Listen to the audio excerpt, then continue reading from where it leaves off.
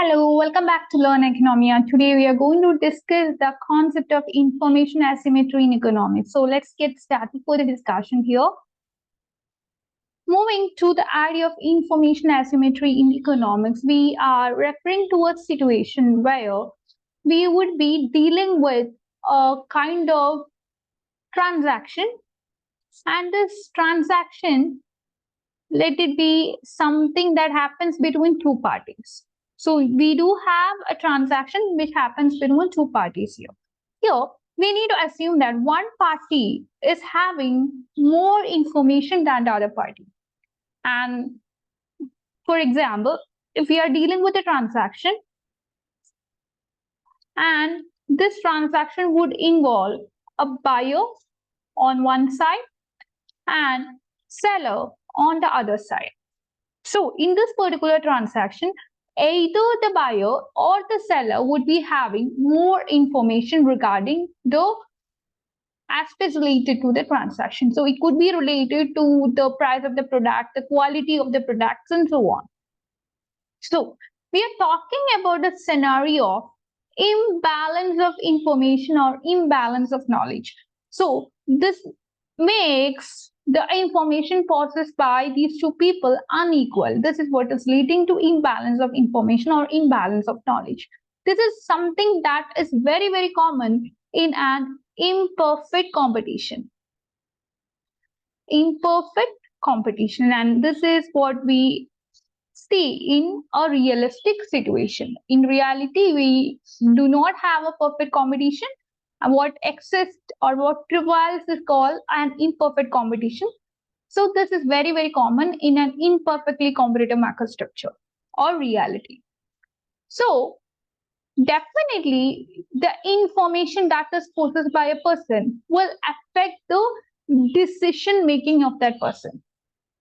So when we talk about information asymmetry or information imbalance, it will lead to some adverse outcomes. Adverse outcomes or bad outcomes, we call it as moral hazard, adverse selection, and so on. So we will deal with the details of moral hazard, what is moral hazard, what is adverse selection, etc. in the coming scenario. So definitely in this video, we will be discussing these kinds of things. So before that, I will try to introduce you to some of the new aspects related to information asymmetry. After discussing that, we will move on to the moral hazard and adverse selection aspects. So these are anyway some bad outcomes to have here. So various economic theories would actually deal with what is called the information asymmetry, and the famous principal agent problem is the one such theory. So the principal agent problem would be involving two parties. Again, one would be the principal and the other person would be called as the agent. So what happens here is that one person would be having more information than the other party. And here we need to understand that when we have two parties, principal and the agent, the principal always would like to have agent to go for the motive of the principal. But what happens exactly is the agent will be having his or her own objective function here, which might be mostly different from the objective function of the principal, which leads to problematic scenario. Again, the case with signaling theory is yet another aspect or yet another case where we will have the rule of information asymmetry coming. This also we will be discussing in a detailed manner in the coming scenario. So what I was trying to tell here is that information asymmetry will definitely impact the decision-making process, and we have to take into consideration the different aspects that would be involving in information asymmetry scenario in economics. So let's have a detailed look onto these. The first thing that we have to discuss here is called adverse selection. So what does it mean by an adverse selection? Adverse selection just means a bad selection. A bad selection that will lead to bad impact. So I'm giving you an example here. What happens is that just assume that you are a smoker.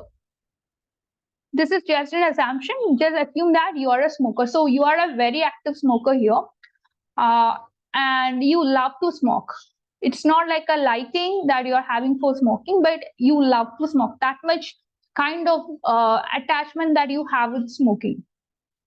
So even if you're given something like 10 to 15 packets of cigarettes, you will be very much willing to smoke that in a day itself. So that much you are addicted to smoking. So in such a scenario, your friend is telling you to go for an insurance. He is telling you to take an insurance because your friend is again instructing you, or he is actually giving you some guidelines to follow here. And your friend is telling that it's always better for you to take an insurance because your lungs might be in a very bad condition right now because you are a very active smoker right now. So it's always better to go for an insurance.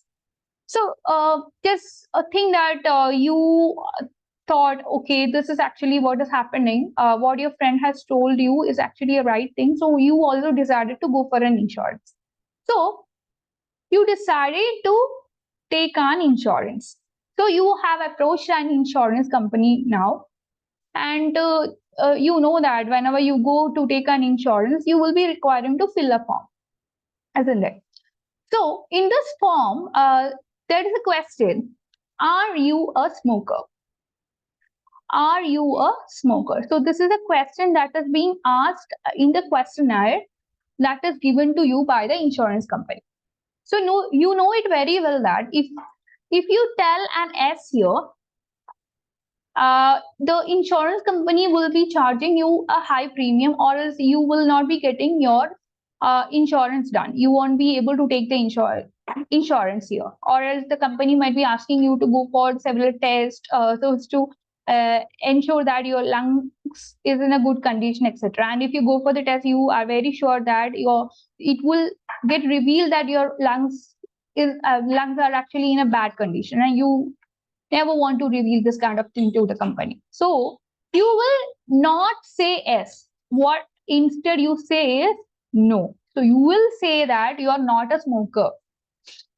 So when you say this, actually the company sometimes won't be going for any other kind of test to reveal the truth here. So the company, in most of the instances, would be having the tendency to trust your words. So definitely you will be getting the insurance. So now you get insurance. Now you have taken the insurance because the company was trusting your words and company was giving you the insurance. So what happens here is the company has gone for a bad selection. The company was going for a bad selection because when you consider your situation, you know about you better than the company. The company didn't know about you, but you knew about you very better. So the two parties involved here are the company and you.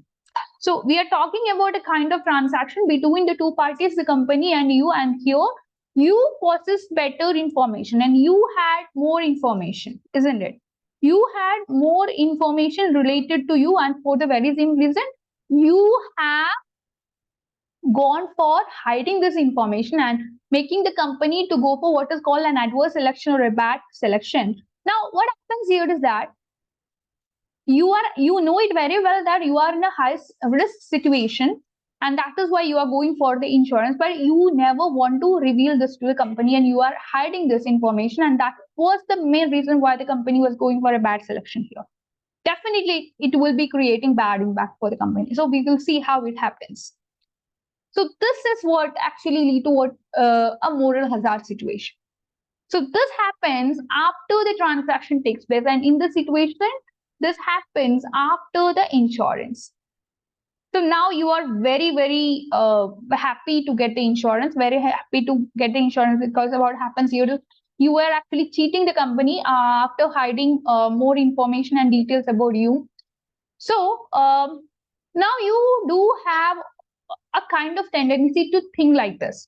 So you think that now I have insurance. So even if I smoke more than what I was doing earlier, it won't be affecting me. So you think that if at all my lungs would get damaged, I won't be requiring to bear the cost of the treatment. The company will be bearing the same. So for the very same reason, you might be having the tendency to change your behavior. So what would be the change that you will be making in your behavior? You will be smoking more cigarettes. So you would smoke more than what you were doing earlier. So the insured individual will be very much ready to take risk. You are ready to take risk because you know that you will not bear the cost of the same because the company will incur the cost. Company incur cost.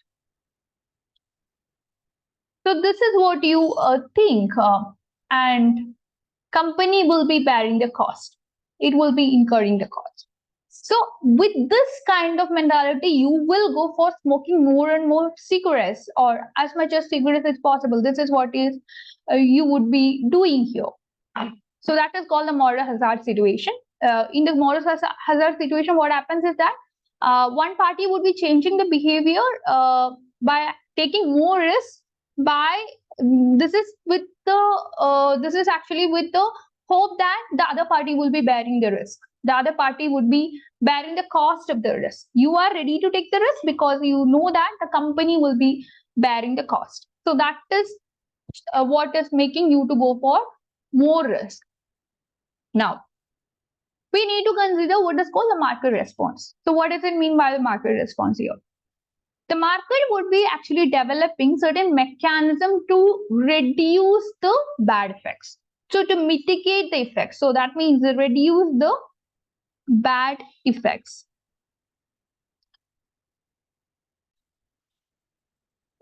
And here is that the market would be doing certain kind of behavior here to reduce the bad effects. So this can take the form of warranties, guarantees, screening mechanisms, credible signaling, and so on. So why this is being given? So warranties and guarantees would be giving a kind of trustworthy feeling to the company. So the people who are actually purchasing the product will feel that the company is actually a trustworthy company because the company is providing something called an assurance here. So the company will be saying that if the product that we are selling or if our product is getting damaged within 5 years after purchase, we will be providing you free service or we will be providing you free replacement, things like that. So people think that, okay, the company is there to ensure that it will be acting as a guarantee here. So we can purchase that product. People will think in that manner and they go for trusting the words of company and they will go for the product. So it's again a mechanism taken by the market so as to sell their product by taking the consumer confidence. So consumer will now have a confidence with the company and now they will be purchasing the product thinking that the company is there to provide some warranty as well as guarantee for the product that they have purchased. So this is again a way to signal the reputation of the company to the people. The company is actually providing a signal related to the reputation of the company to the people. So again, it's a matter of trust which works here. Now, principal agent problem. So as I was telling you earlier, what happens here is that you will be having two parties which would be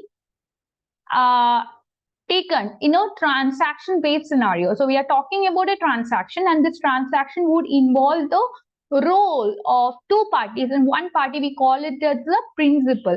This person what he does is that he will be delegating certain capacity or he will be delegating certain kind of act of decision making to another party called as the agent.